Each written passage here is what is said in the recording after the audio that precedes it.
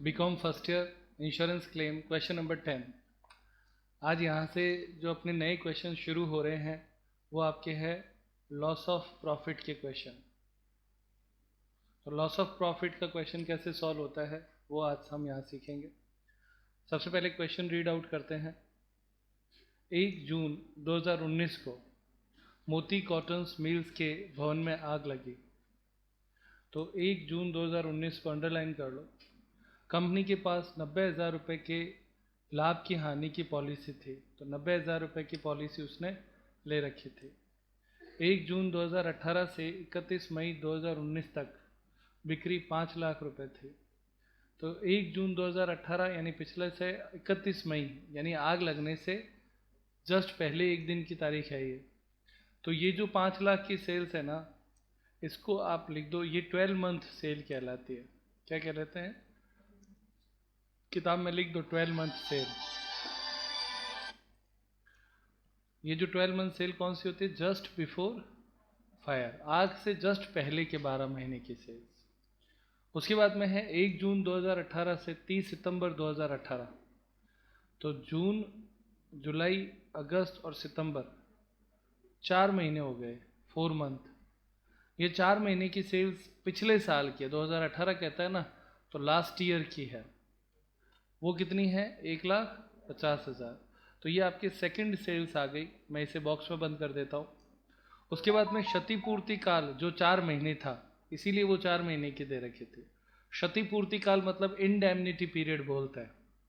Indemnity period क्या होता है कि जिस समय किसी बिजनेस में आग लगती है तो कुछ समय तक वो बिजनेस अच्छे तरीके से काम नहीं कर पाता है, उसको वापस रीस्टार्ट होने में जितना टाइम लगता है, तो रीस्टार्ट होने में जितना समय लगता है उसको बोलते हैं व्यवधान काल या इंडेमनिटी पीरियड या डिस्टर्बेंस पीरियड, ये उसका नाम होता है। तो यहाँ पे इसने कहा क्षतिपूर्ति काल, तो ये आपका हो गया। मैं केवल 20,000 की बिक्री हुई थी, तो ये एक सेल्स और हो गई। आप देखो अब तक 3 सेल्स इसमें आई है। 2018 में 42,000 रुपये के स्थायी व्यय फिक्स एक्सपेंसेस, जिसको कहते हैं स्टैंडिंग चार्जेज। क्या बोलते हैं इसको? तो स्टैंडिंग चार्जेस वसूल करने के बाद शुद्ध लाभ 35,000 रुपये का था। तो नेट प्रॉफिट हो गया 35,000 का और स्टैंडिंग चार्जेस हो गया 42,000 का। वो कहता है व्ययों का 2,000 रुपये की सीमा तक बीमा नहीं करवाया हुआ था, तो 2,000 हो गया अनइंश्योर्ड। तो 2,000 अनइंश्योर्ड थे, इसका मतलब इंश्योर्ड कितने थे? 40,000। टोटल कितना खर्चा है? 42,000 है ना। इस 42,000 में वो कहता है कि 2,000 जो है वो बीमा नहीं करवाया हुआ था। तो बीमा कितने का कराया हुआ था? 40,000 का। अब आगे देखते हैं। 2018 में विक्रय 3,75,000 रुपये के थे, तो ये पूरे साल का हो गया। फाइनेंशियल ईयर सेल्स कहते हैं इसको, फाइनेंशियल ईयर सेल्स। पूरे साल की बिक्री दे रखी है ना 2018 की। 2019 में प्रथम 4 महीने की बिक्री की तुलना 2018 से करने पर पाया गया कि 2019 में बिक्री 20,000 रुपये अधिक थी, तो ये हो गया इंक्रीज। तो इंक्रीज दे रखा है कि 20% बढ़ने की संभावना है। लाभ की हानि और दावे की राशि की गणना कीजिए, यानी लॉस ऑफ प्रॉफिट यानी लाभ की हानि, और दूसरा क्या कैलकुलेट करना है? Amount of claim. ये 2 चीज़ें इसमें कैलकुलेट करनी है। तो प्यारे बच्चों, ये जो क्वेश्चन होता है वो लॉस ऑफ प्रॉफिट का क्वेश्चन कहलाता है। तो देखते हैं इसको आगे। प्यारे बच्चों, ये आपके लॉस ऑफ प्रॉफिट का क्वेश्चन है। तो लॉस ऑफ प्रॉफिट कैलकुलेट करना और अमाउंट ऑफ क्लेम जो कैलकुलेट करना है, उसकी गणना कुछ स्टेप में की जाएगी। तो सबसे पहली स्टेप हम ले रहे हैं, ये आपका क्वेश्चन नंबर 10 है। इसका फर्स्ट स्टेप आपको लेना है कैलकुलेशन ऑफ शॉर्ट सेल्स, यानी बिक्री में कमी। ये सबसे पहला स्टेप आपका होगा शॉर्ट सेल्स। बच्चों, शॉर्ट सेल्स का मतलब होता है कि पिछले साल से इस साल आग लगने के कारण से मेरी बिक्री कितनी कम हो गई। तो पिछले साल से तुलना करनी होती है, तो इसका फॉर्मूला लिखेंगे short sales SS is equal to last year indemnity period sales plus increase minus current year indemnity period sales. ये इसका फॉर्मूला होता है प्यारे बच्चों, ठीक है। ये अब इसमें आप नोटिस करें, इसमें एक शब्द आता है लास्ट ईयर इंडेमनिटी पीरियड। मैंने आप लोगों को बहुत स्पष्ट बताया, इंडेमनिटी पीरियड का मतलब होता है कि जब आग लगी तो जिस दिन आग लगी उसके बाद में जितना समय उस पूरे बिजनेस को वापस उसी तरह स्टार्ट होने में जितना समय लगता है, उस पीरियड को इंडेमनिटी पीरियड कहते हैं। जैसा कि इस प्रश्न में 4 मंथ है, इसने कहा ना 4 महीने, तो 4 महीने का है। तो लास्ट ईयर इंडेमनिटी पीरियड की सेल्स दे रखी है प्रश्न में, देखो कितनी दे रखी है, दे रखी है जो। तो शॉर्ट सेल्स में last year indemnity period sales कितनी है, तो 1,50,000, यानी पिछले साल इस 4 महीने की जो अवधि है उसमें 1,50,000 की सेल्स हुई प्लस 20% इंक्रीज। ये 20% इसलिए जोड़ा जा रहा है क्योंकि व्यापारी ये कहता है कि पिछले साल से इस साल मेरा इंक्रीजिंग ट्रेंड चल रहा था, मतलब इस साल अगर सही बातें रहती सारी तो मेरा 20% सेल्स बढ़ जाता है, इसलिए प्लस किया। माइनस करंट ईयर, CY का मतलब है करंट ईयर, ID मतलब इंडेमनिटी पीरियड, IDP हो गया सेल्स, तो वो आपके है 20,000। आप इसे सॉल्व करेंगे तो आएगा 1,60,000, और ये जो 1,60,000 है प्यारे बच्चों, ये आपका शॉर्ट सेल्स हो गया। शॉर्ट सेल्स का मतलब आप लोगों को समझ में आ गया, सेल्स में कमी, पिछले साल से इस साल की सेल्स में कमी आ गई। अब सेकंड स्टेप कैलकुलेशन करेंगे जीपी रेट। तो जीपी रेट का फॉर्मूला लिखना पड़ेगा जो है net profit plus insured standing charge upon last financial year sales into 100। ये इसका फॉर्मूला है। आप लोग ये जो फॉर्मूले हैं उनको देखने के लिए YouTube पे वीडियो देख सकते हैं, इसका पहले रूल्स में दिया हुआ है ना। तो ये आपके हो गया net profit plus insured standing charges upon last financial year sales. तो नेट प्रॉफिट आपका कितना दिया हुआ है 35,000। इंश्योर्ड स्टैंडिंग चार्जेस यानी बीमित स्थिर व्यय वो आपके हैं 40,000 बट्टे लास्ट फाइनेंशियल ईयर सेल्स है 3,75,000 इंटू 100। तो ये आपके आता है कि 20% सही है। अब उसके बाद में जीपी रेट जब आ जाता है तो थर्ड स्टेप कैलकुलेशन का स्टार्ट होता है जिसका नाम है लॉस ऑफ प्रॉफिट। बच्चों लॉस ऑफ प्रॉफिट का मतलब होता है कि आग लगने के कारण से सेल्स नहीं हुए, सेल्स नहीं होने से प्रॉफिट नहीं हुआ, तो कितना प्रॉफिट का नुकसान हुआ।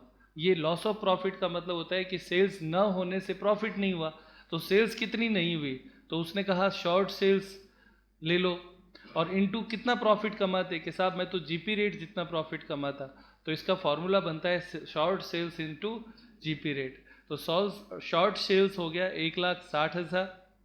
उसने कहा भैया मेरा 1,60,000 रुपये की बिक्री कम हुई और 20% मैं प्रॉफिट कमाता हूँ, इसका मतलब 16 इंटू 2 32,000 रुपये का मुझे लॉस ऑफ प्रॉफिट हुआ है। लॉस ऑफ प्रॉफिट मतलब इतना प्रॉफिट मुझे नहीं हुआ। उसके बाद में नेक्स्ट स्टेप आपका आता है फोर्थ पॉइंट। तो फोर्थ पॉइंट में हम यहाँ पे लेंगे इंश्योरेबल अमाउंट। एक स्टेप इसमें नहीं आ रहा है क्योंकि इसमें एडिशनल एक्सपेंसेस नहीं दे रखा है, तो इसलिए सीधा चौथा पॉइंट ले रहा हूँ। आप जब रूल्स में पढ़ेंगे तो ये 5वां पॉइंट है, ध्यान रखना है। तो ये है insurable amount.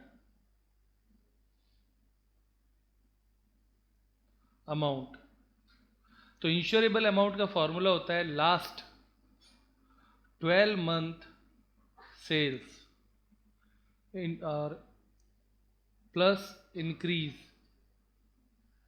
Into GP rate. तो आप देखो हमने स्टार्ट में लगाया था कि लास्ट 12 मंथ सेल्स कितनी है, 5 लाख। ये सेल्स सबसे बड़ी सेल्स होती है, इसकी पहचान है लास्ट 12 मंथ सेल्स। जो सबसे बड़ी सेल्स है ना वो जो आपके लास्ट 12 मंथ सेल्स कहलाती है। तो वो हो गई। प्लस इंक्रीज कितना है, प्लस इंक्रीज है 20%। तो 5 लाख में 20% जोड़ेंगे इंटू 20% जीपी रेट का, सॉल्व करेंगे आता है 1,20,000। ये 1,20,000 क्या चीज कैलकुलेट हुई बच्चों, इंश्योरेबल अमाउंट, यानी आपको 1,20,000 रुपए का इंश्योरेंस लेना चाहिए था। लेकिन आपने लिया कितने का है, आपने 90,000 का लिया है। तो यहां पे लिखेंगे अमाउंट ऑफ क्लेम। तो amount of claim average clause लागू होता है इसमें। तो उसका फॉर्मूला होता है loss of profit into insurable amount, insured amount upon insurable amount, ये इसका फॉर्मूला होता है। तो लॉस ऑफ प्रॉफिट लिखेंगे, तो लॉस ऑफ प्रॉफिट हुआ 32,000 का, दिया हुआ है ना, इनटू इंश्योरेंस आपने जो कराया था वो ऊपर लिखा जाएगा, और जितना कराना चाहिए था जो ऊपर हमने कैलकुलेट किया वो है 1,20,000। सॉल्व करेंगे इसे 24,000, ये आपका आंसर हो गया। यानी इंश्योरेंस कंपनी आपको 24,000 रुपये दे देगी लॉस ऑफ प्रॉफिट के बीमा के लिए। आपने मांगे थे 32,000 पर इंश्योरेंस एवरेज क्लॉज लागू हो गया, तो इंश्योरेंस कंपनी ने आपको 24,000 लॉस ऑफ प्रॉफिट के लिए दे दिए। इससे आपको क्या फ़ायदा हुआ, अगर आप 4 महीने अच्छे से बिजनेस करते तो 32,000 रुपये कमाते, इंश्योरेंस कंपनी ने आपको 24,000 रुपये उन 4 महीनों का प्रॉफिट सीधा ही दे दिया। इसीलिए इसे कहते हैं loss of profit insurance. Question number 11 देखते हैं। ये आपका इंग्लिश में दिया हुआ है यहाँ पे क्वेश्चन, मैं हिंदी क्वेश्चन ले लेता हूँ।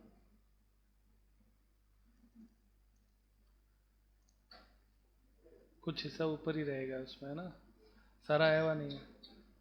देखो इसमें लिखा है लेखांकन वर्ष की समाप्ति पर 31 दिसंबर 2018 को विक्रय 2 लाख रुपए। तो ऑब्वियस है ये दिखाई दे रहा है लेखांकन वर्ष, तो ये कौन सी सेल्स होगी, फाइनेंशियल ईयर सेल्स।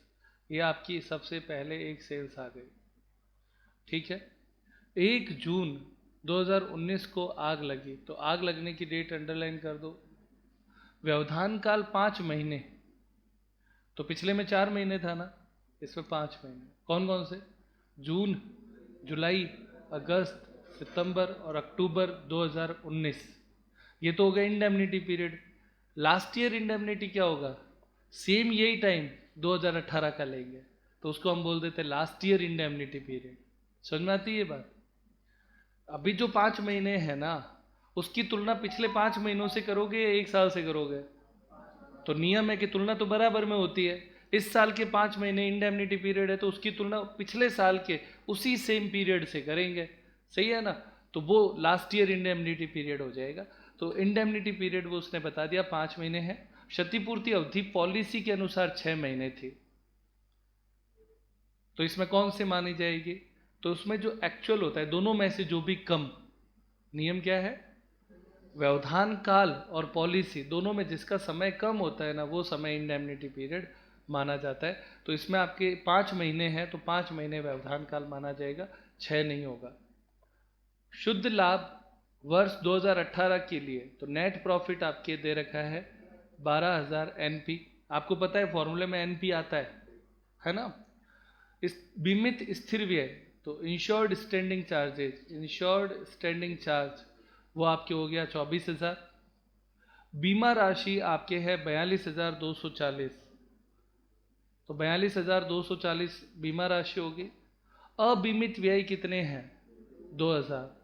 तो ऊपर जो 24,000 दे रखे वो तो बीमित है, और 2,000 जो है अबीमित है, तो टोटल कितने हो गए, 26,000, ठीक है ना। 24 इंश्योर्ड और 2,000 अनइंश्योर्ड, पिछले प्रश्न में अलग था, पिछले में टोटल 42 दे रखा था जिसमें से 2 बीमित नहीं थे 2000, जबकि इसमें अलग अलग दे रखा है। इंश्योर्ड 24 है और इस साल का कितना है, अनइंश्योर्ड कितना है 2000 है, तो अलग अलग दे रखा है। लैंग्वेज पे ध्यान रखना है।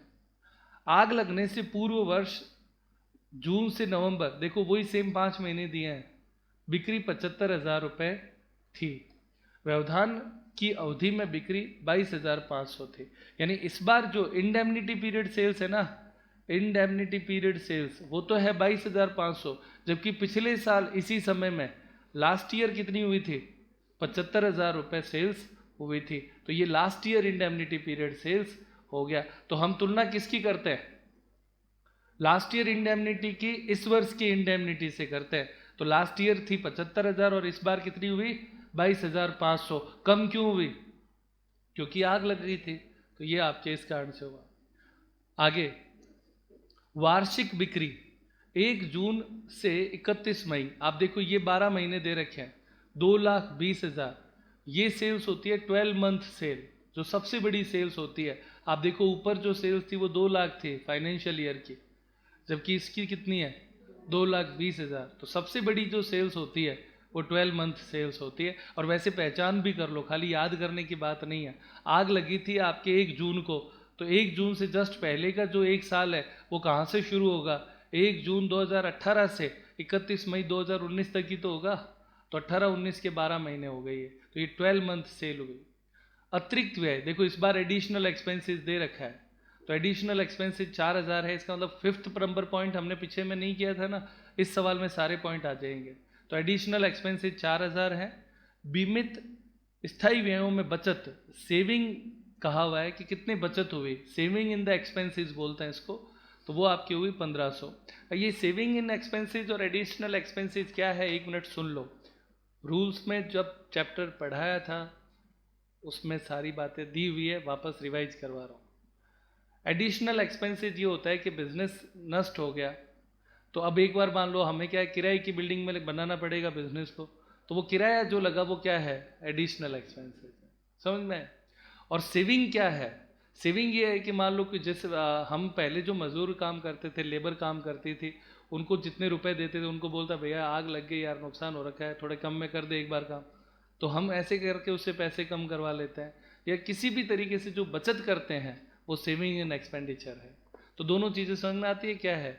एडिशनल एक्सपेंसेस का मतलब हुआ कि कुछ एक्स्ट्रा खर्चा करना पड़ा बिजनेस के लिए, क्लियर।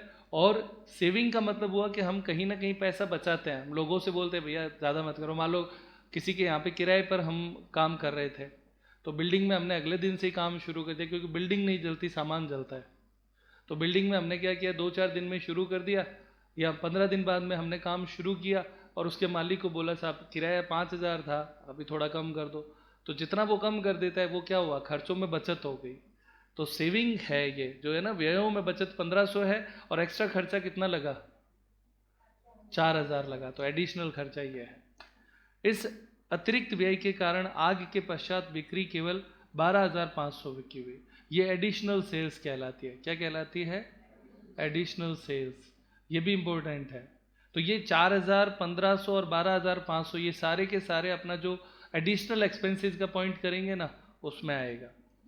आगे आग बुझाने के व्यय 500, आग बुझाने के जो व्यय होते हैं ना वो क्लेम में जोड़ दिए जाते हैं सबसे लास्ट में।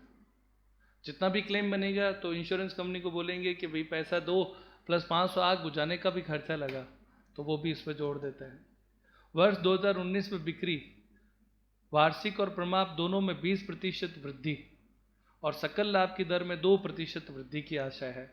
यानी इंक्रीज जिसको हम बोलते हैं आई, वो 20% है, और जीपी रेट जो हमारी कैलकुलेट होगी ना उसमें भी प्लस अपने को इंक्रीज करना है 2% का, क्योंकि वो कहता है कि पिछले साल से हमने प्रॉफिट भी बढ़ा दिया था और हमारी सेल्स भी बढ़ रही थी, तो इंक्रीज जोड़ा जाता है, ये जीपी में जुड़ जाएगा और ये इंक्रीज एज ए इंक्रीज हो गया। तो ये आपका ओवरऑल क्वेश्चन हुआ। अब हम इसे सॉल्व करते हैं। बीकानेर यूनिवर्सिटी में ये पूछा गया है क्वेश्चन, तो अपने लिए एक अच्छा क्वेश्चन, इसका आंसर आता है 12,100 इंक्लूडिंग फायर एक्सपेंसेस है। क्वेश्चन नंबर 11, सबसे पहला आप लोगों को काम ये करना है कि इस प्रश्न में 5 सेल्स आई है, तो वो एक एक करके लिखते हैं। सबसे पहले फाइनेंशियल ईयर सेल्स, वो कितनी दे रखी है? 2 लाख। फिर उसके बाद में number 2, last year indemnity period sales, वो आपके है 75,000। फिर तीसरा, current year indemnity period sales, वो आपके है 22,500। Number 4, 12 month sales from the date of fire, 2,20,000। और एक और सेल्स है एडिशनल सेल्स, वो आपकी कितनी है? 12,500। 5 सेल्स एक प्रश्न में दी हुई होती है। इसकी पहचान बहुत ज़रूरी होती है कि कौन सी सेल्स है, क्योंकि ये पूरा सवाल में आपको ये 5 सेल्स बार बार चाहिए होंगी। ठीक है, अब इस प्रश्न को सॉल्व करते हैं। यानी जब भी आपके सामने इस तरह का प्रश्न आए तो पहले सेल्स आइडेंटिफाई कर लो। अब हम सॉल्व करेंगे स्टेप 1, शॉर्ट सेल्स, SS। तो शॉर्ट सेल्स का फॉर्मूला है last year indemnity period sales plus increase minus current year IP sales, indemnity period sales. तो last year sales 75,000 plus increase है 20% और माइनस कर देना है 22,500। सॉल्व करें, कितना आता है? 67,200, 500। ये आपके SS हो गया, सिंगल लाइन। दूसरी लाइन GP रेट, GPR। तो GP रेट का फॉर्मूला है NP plus insured standing charge upon last financial year sales into 100। तो NP है, कितना दे रखा है बच्चों? 12,000 plus insured standing charges 24,000 upon last year sales 2 lakh into 100, कितना परसेंट आता है? 18%। प्लस इसमें 2% उसने कहा था बढ़ जाएगा, तो 20% हमारा इसका आंसर आ जाएगा। ये आपका GP रेट हो गया।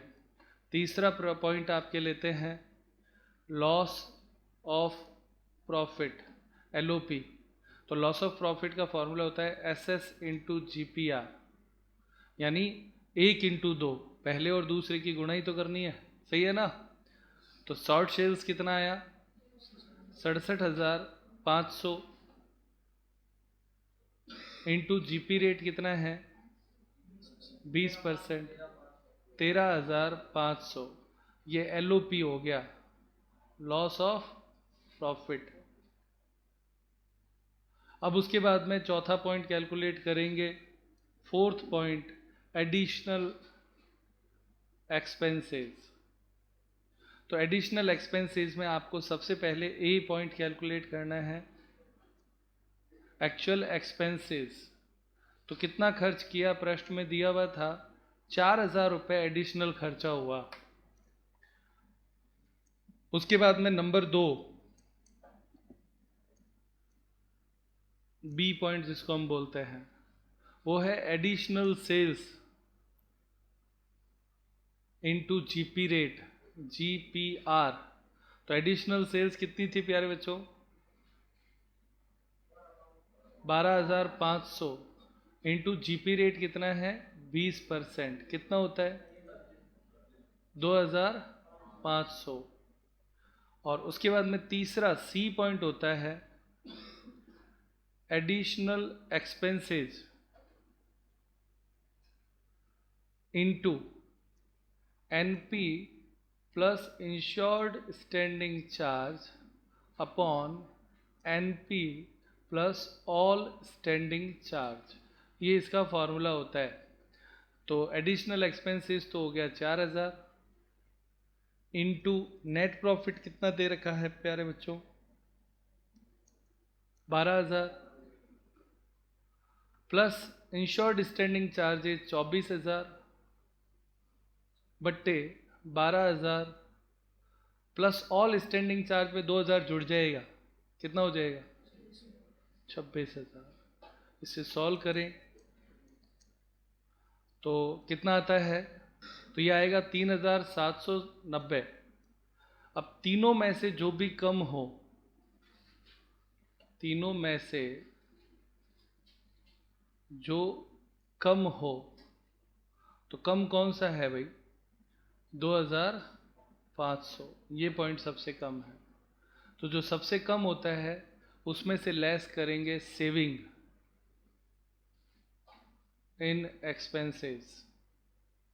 तो सेविंग इन एक्सपेंसेस 500 रुपये की बचत घटा देंगे, तो इसका पॉइंट आ जाएगा 2000। ये आपके चौथा पॉइंट हो गया, ये एडिशनल एक्सपेंसेस हो गया। ठीक है बच्चों, ये अमाउंट 1500 है क्या, तो 1500 घटाओ तो कितना आता है, हाँ 1000। अभी ठीक है, सेविंग इन डेप्रिसिएशन घटा देंगे तो एडिशनल एक्सपेंसेस आ गया 1000। क्लियर। अब अपना अगला पॉइंट पांचवा, ये नया पॉइंट सीख लिया सभी ने, आसान है। तीनों में से जो भी कम हो, ए बी सी नोट कर लिए, सारी चीजें आ गई। Point number 5, insurable amount.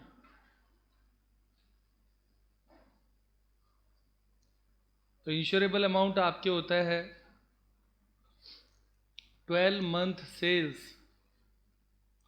Plus आपके इंक्रीज गुणा जीपीआर।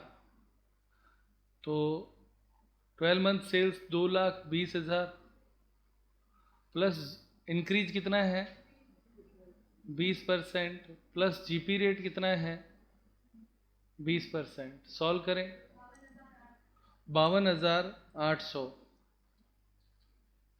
आपने पॉलिसी ली कितने की है, हाँ बेटा। तो छठा point, amount of claim AOC. तो अमाउंट ऑफ क्लेम का formula LOS plus additional expenses, ये दोनों तो जोड़ेंगे, गुणा इंश्योरेंस वाली अमाउंट अपॉन इंश्योरेबल अमाउंट, ये इसका फॉर्मूला होता है। तो एलओएस कितना आया था हमारे, लॉस ऑफ प्रॉफिट, एलओपी बोलते हैं, लॉस ऑफ प्रॉफिट कितना है 13,500 प्लस एडिशनल एक्सपेंसेस 1,000 निकाला था ना अभी, इनटू इंश्योरेंस आपने कितने का लिया है, बोलो बच्चों, 42,240, बिल्कुल सही है, बटे 52,800। इसे सॉल्व करेंगे 11,600। ये आपके कौन सी चीज आ गई, अमाउंट ऑफ क्लेम प्लस आग बुझाने का खर्चा, 500 रुपये आग बुझाने के लगे थे, वो जुड़ जाएंगे, तो फाइनल आंसर आएगा 12,100। ये आपका पूरा आंसर हो गया, ये आग बुझाने के हैं।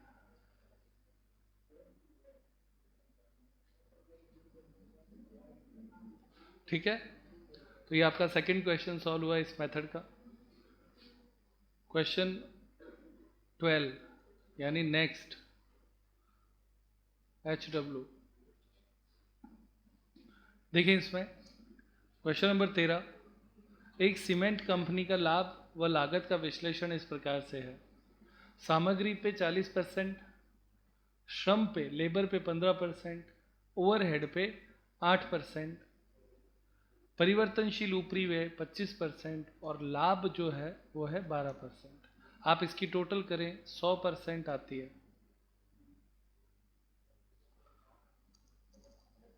40 पर प्लस 15 प्लस 8 प्लस 25 प्लस 12 आती है ना 100%। 100% का मतलब हो गया कि ये जितने भी परसेंटेज हैं वो परसेंटेज ऑन सेल्स है, किस पे है, विक्रय पे प्रतिशत दिए हुए हैं, सबसे इंपॉर्टेंट बात। दूसरा, इसमें आपके जीपी रेट वो दिया हुआ है, जीपी रेट में देखो स्थायी ऊपरी व्यय, तो स्थायी खर्चे 8% है, और आपके शुद्ध लाभ नेट प्रॉफिट कितना है 12%, तो 8 प्लस 12 परसेंटेज में ही दे रखा है, तो 20% सीधा ही आपके क्या हो जाएगा, जीपी रेट हो जाएगी। ये इस प्रश्न में दिया हुआ है। आगे देखते हैं। वर्ष 2018 की बिक्री 40,000 रुपये की थी। जो सेल्स है कौन सी ईयर की, 2018 की, लास्ट ईयर सेल्स कह सकते हो, वो आपके 40,000 थी। वर्ष 2019 की बिक्री 50% बढ़ेगी ऐसा अनुमान है। इस अनुमान के आधार पर 1 जनवरी 2019 को लाभ की हानि तथा स्टॉक की हानि, इस प्रश्न की दो बातें पूछी गई है, लाभ की हानि भी पूछा है और लॉस ऑफ प्रॉफिट और लॉस ऑफ स्टॉक दोनों है का बीमा कराया गया। सभी खर्चों का बीमा भी कराया गया। वर्ष 2019 में प्रारंभिक स्टॉक यानी ओपनिंग स्टॉक जो है वो 5,000 है। 1 अगस्त को आग लगी और 3 माह बाधा काल रहा, तो 3 महीने इंडेमनिटी पीरियड है। आग लगने की डेट 1 अगस्त है। इस अवधि की बिक्री 4,000 रुपये थी। जिस समय आग लगी थी उस समय वो कहता है कि सेल्स कितनी थी, इंडेमनिटी पीरियड सेल्स हो गया 4,000। 1 अगस्त 2018 से 31 अक्टूबर 2018 तक की बिक्री 12,000 रुपये की थी। तो अगस्त, सितंबर और अक्टूबर 3 महीने इंडेमनिटी पीरियड हो गया, तो उसकी सेल्स वो कहता है 12,000 थी। वर्ष 2019 में बिक्री की वास्तविक वृद्धि दर 20% थी। अब ऊपर लिखा हुआ था कि बढ़ेगा 50%, पर एक्चुअल में कितनी इंक्रीज हो रही है, 20%। तो हम एक्चुअल मानेंगे, वास्तविक वाली लेंगे। 31 जुलाई 2019 तक की बिक्री 30,000 रुपये की थी। तो ये 31 जुलाई तक का आपके दे रखा है कितना, 30,000। आग कब लगी थी, 1 अगस्त को। तो ये अगस्त से पहले कौन सा महीना होता है, तो 31 जुलाई तक की बिक्री दे रखी है। 1 जनवरी 2019 से 31 जुलाई 2019 तक का क्रय भी दे रखा है 16,000। दावे की राशि यह मानते हुए ज्ञात करो कि निर्मित माल का कोई स्टॉक नहीं था, यानी ओपनिंग स्टॉक, क्लोजिंग स्टॉक वो कहता है निर्मित माल का कुछ भी नहीं था। कैलकुलेट करना है, आपका आंसर 11,080 आता है। अब इसमें आपको मैंने कहा कि 2 क्वेश्चन है, लॉस ऑफ प्रॉफिट है और लॉस ऑफ स्टॉक है। तो लॉस ऑफ प्रॉफिट और लॉस ऑफ स्टॉक दोनों कैसे कैलकुलेट करेंगे अभी देखते हैं। Number 1, loss of profit. सबसे पहली गणना हम किसकी कर रहे हैं, लॉस ऑफ प्रॉफिट की गणना करेंगे। तो लॉस ऑफ प्रॉफिट में सबसे पहला जो अपनी कैलकुलेशन होती है, नंबर 1 एसएस, शॉर्ट सेल्स। तो इसमें आपके लास्ट ईयर आईपी सेल्स दे रखा है, प्लस इंक्रीज करना है, minus current year IP sales करना है। तो लास्ट ईयर आईपी सेल्स कितना दे रखा है बच्चों,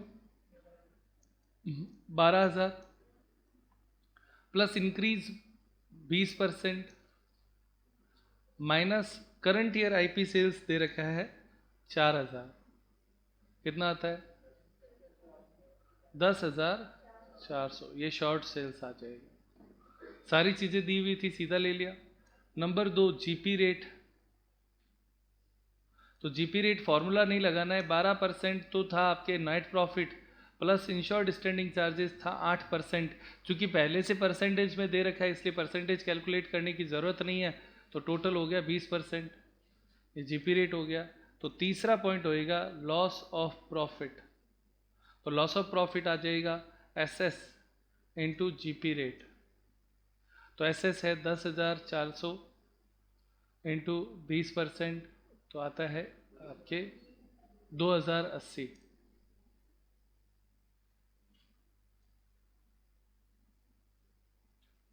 ये आपका लॉस ऑफ प्रॉफिट आया, और ये ही अमाउंट ऑफ क्लेम भी हो जाएगा। अमाउंट ऑफ क्लेम क्यों हो जाएगा, क्योंकि इसमें इंश्योरेंस दे नहीं रखा है, तो अन्य कोई चीज़ आपको कैलकुलेट करने की ज़रूरत नहीं है। यानी ना तो आपको इंश्योरेबल अमाउंट कैलकुलेट करना है इसमें, और ना ही अमाउंट ऑफ क्लेम करना है। ये सीधा ही आंसर हो गया लॉस ऑफ प्रॉफिट का। क्लियर, छोटा सा पॉइंट है। अब इसके बाद में अपने को दूसरा स्टेप लेना है, लॉस ऑफ स्टॉक। तो लॉस ऑफ स्टॉक में भी इसमें मेमोरेंडम ट्रेडिंग अकाउंट नहीं बनाना है। क्लियर, सबसे पहले आपको लिखना है ओपनिंग स्टॉक। तो वो आपके दिया हुआ है, कितना है 5,000। इसमें ओपनिंग स्टॉक में परचेज जोड़ देंगे, तो ऐड परचेज कितना है 16,000, तो टोटल हो गया 21,000। यानी टोटल 21,000 इसके पास माल था। ओपनिंग स्टॉक और परचेज करेंगे तो यही आएगा, लेस मटेरियल कंज्यूम्ड,